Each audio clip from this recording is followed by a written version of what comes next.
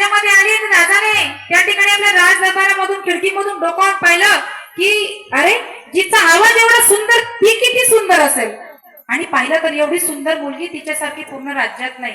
राजाच्या मनामध्ये विचारायला आपण जर तिच्याशी लग्न केलं तर राजा तिथून निघाला, राज दरबाराच्या बाहेर आला आणि तिच्या समोर जाऊन उभा राहिला. तिला म्हणतो काय गे माझ्याशी लग्न करशील का? त्यावेळेस ती वैदिन सांगते म्हणजे सांगायला एवढ्या मोठ्या राज्याचा राजा आहे, जनतेचा मायबाप तुला म्हणतात तर मग तुला एवढी अक्कल नाही का? एखाद्या ज्या मुलीशी लग्न करायचं राहिलं तर लग्नाचा विषय त्या मुलीला नाही तर तिच्या वडिलांना विचारला पाहिजे. हे कोण सांगायचं? वैदिन. कोण सांगायचं? वैदिन. पण आताच्या वैदिनींना कळतं का की आई वडिलांना विचारून लग्न केलं पाहिजे? आताच्या वैदिनींना कळत नाही. तो म्हणला ठीक आहे तुझ्या बापाला विचारू. तो तिच्या बापाकडे गेला, सांगितलं म्हणले बाबा तुमची मुलगी मला आवडली, मला तिच्याशी लग्न करायचं आहे. आता तिच्या बापाने विचार केला आपण कुठे राजाकडे गेलो, राजाच आपल्याकडे आला. मग त्याने सहज होकार देऊन टाकला. पण तो वैदिनीचा बाप एवढा मूर्ख होता त्याला डोकंच नव्हतं. आता राजाकडे काही कमी संपत्ती होती का? त्याने सहज 10-5 लाख रुपये मागून घ्यायला पाहिजे होते, बरोबर की नाही? मागायला पाहिजे होते ना. प्रथा चालू आहे ना आपल्याकडे, मुलीच्या बापाने मुलावाल्यांकडे पैसे मागायचे चालू आहे ना. किती पैसे मागतात? लाख 2 लाख रुपये. निर्लज्ज धंदे या लोकांनी धरले. मुलीचा सौदा करतात, मुलीला विकतात. तुम्ही आयुष्यभर राब राबतात, कष्ट करतात, ते तुम्हाला पुरत नाही आणि मुलीचे 2 लाख रुपये पुरणार आहे का? निर्लज्ज सारखे सांगतात. आम्ही जर गेलो ना कुठे कार्यक्रमाला, घरी बोलवतात, हे मुलावाले बिचारीला आचारून गेले, घरी बोलवतात, 1 कप चहाच्या हातामध्ये देतात आणि तो तोंडापर्यंत जात नाही तेवढा सांगतात ताई आम्हाला पोरेल पोर दे खाना. असा जड होतो तो चहाचा कप कोणाच्या घरी जाऊ नये. कारण मुलीवाल्यांना विचारणं म्हणजे मूर्खपणा होऊन गेला. एका बाईला विचारलं, म्हणलं ताई तुमच्या मुलीचं लग्न करायचंय का? म्हणजे ताई माझ्या मुलीचं एका ठिकाणचे आले 3 लाख द्यायला तयार होते, दुसऱ्या ठिकाणचे आले 5 लाख द्यायला तयार होते, आयरं बिरं गाड्या सगळं करून देणार होते, तरी माझी मुलगी दिली नाही. म्हटलं आता तुलाच गिऱ्हाईक लावायचं बाकी आहे ना. निर्लज्ज धंदे. सर्वात निर्लज्ज बाप तो असेल जो मुलीचा पैसा घेणे. राग येत असेल येऊ द्या, मुलीचा पैसा घेणं योग्य नाही. आधीच्या काळामध्ये जुने लोक सांगतात, मी काही नव्हती पण जुने लोक सांगतात मुलीच्या घरचं पाणी सुद्धा पित नव्हते. आणि आताचे निर्लज्ज लोक 2-3 लाख रुपये मुलींचे घेतात.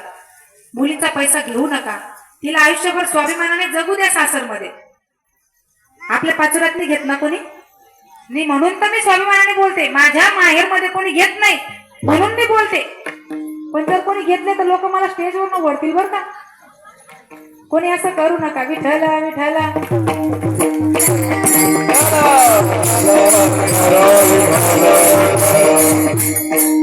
त्या वैदिनीच्या बापाने होकार दिला. लग्न समारंभ थाटामाटामध्ये सुरू झाला.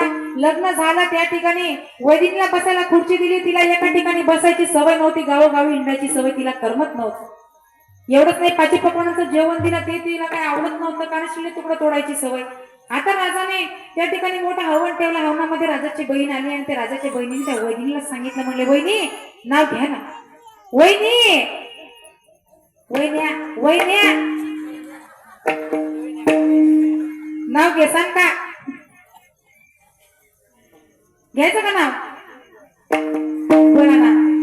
आपण काय करू, कीर्तन झालं एक नाव घेऊ. घ्यायचं का नाव? आता नाव मी नाही घेणार आहे बरं का, वैदिन घेणार आहे. वैदिन म्हणजे मी वैदिन नाही बरं, वैदिन नाव घेणार आहे. पांढऱ्या दुधाची मोमोस आहे, पांढऱ्या दुधाची मोमोस आहे. हरिश्चंद्र राजाची बायको नाव घेते बाकरवाडी. आता ती वैदिन कोण झाली होती बरं का? राजाची राणी. पण तिचा मूळ स्वभाव गेला का? आधी होती दासी पट राणी झाली तिसी. इथे हिंडणे राही ना होता